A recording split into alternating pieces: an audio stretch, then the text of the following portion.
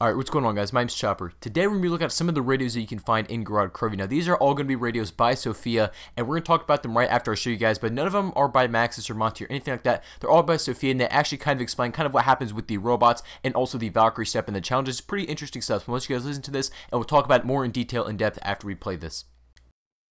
Directive log 240.2. The German Dragon units have proven devastating to the Russian ground forces. The enemy have nonetheless found a weakness to exploit.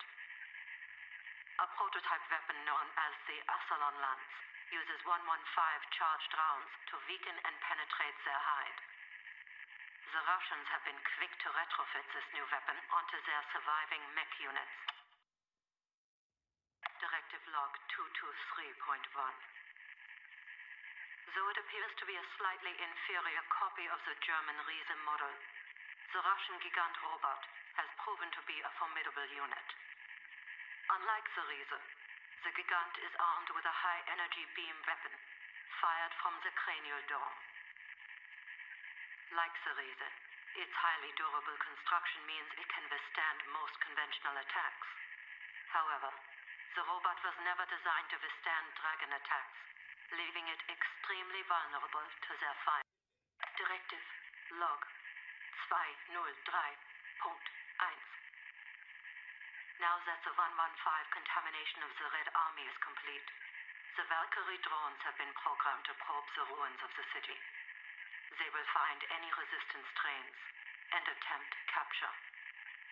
As directed by Dr. Groph, I have updated Valkyrie 7 and 8 to penetrate enemy lines in an effort to secure any survivors for study. Regrettably, however, contact with Valkyrie 8 was lost after it engaged one of the targets. Directive log 203.2. Specimen 33 is no longer responding to recall frequencies with 100% consistency. It is essential that this behavior is corrected before Dr. Groff's inspection of our forward hatchery next week. I have made several frequency adjustments that I believe may correct the undesired behaviors. Commencing test. Imprinting frequency modifications.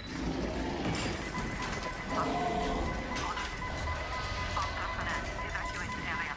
So I like how the first one describes how the robots, the Russian versions of the, the giant robots actually got taken down. They were meant to withstand, like, conventional attacks by, like, guns and all the sort of, like, conventional weapons you think of, like, explosives or any sort of infantry, like, weapon. But it wasn't meant to take dragon fire, and that's how they actually got taken down, which is interesting. A lot of people were saying that, like, the dragons and the robots are going to be fighting in the map, but we kind of got to them post-battle. Does that make sense? So that kind of filled in that little gap there that we didn't really know what the robots were there for. We didn't know how they got taken down, so I thought that raid was pretty interesting. Now, the next one, another really interesting one, is the one that talks about the Valkyrie. The one 7 and 8 went to go probe the rest of the city, and I think number 8 is the one that kind of became friendly, or the green-eyed Valkyrie when you escort it. I think that's the one that went behind enemy lines, and you actually bring it back to the challenge. You bring it back to Sophia after you're all done. I'm really glad they explained that to us. Now, the last one I'm going to talk about is the one with the dragon, how it sort of goes crazy as Sophia's trying to reprogram it. Now, we know in Zetsubo that when Division 9 made these things, they made them asexual, so they won't have, like, their primal instinct and their urges to, I guess, get out of hand, get out of control.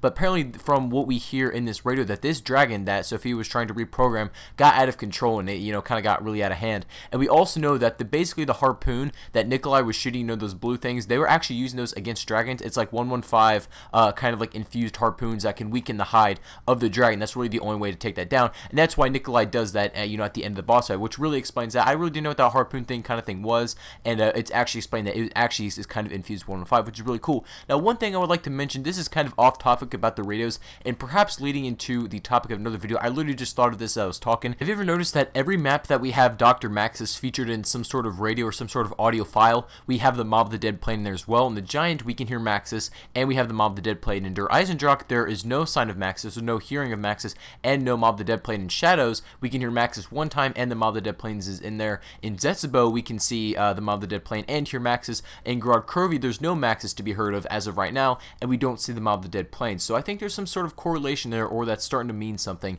And I'm trying to put that together, but I don't really know how that would connect. I need to kind of research this more. But anyway, I thought it was kind of interesting how we don't get these Maxis radios along with, you know, the Mob of the Dead plane. We don't get in every map in Der Eisdruck and Gorod Krovi for whatever specific reason. I really don't know. But anyway, guys, that's going to be it for today. Thank you all for watching the video. What do you guys think of these radios? Let me know in the comment section down below. If there's anything in the radio that I missed or something really important that I might not have, you know, mentioned or skipped over. But anyway, that's going to be it for today. Thank you all for watching. Make sure to do subscribe if you're new to the channel, and I'll catch you guys on the next video.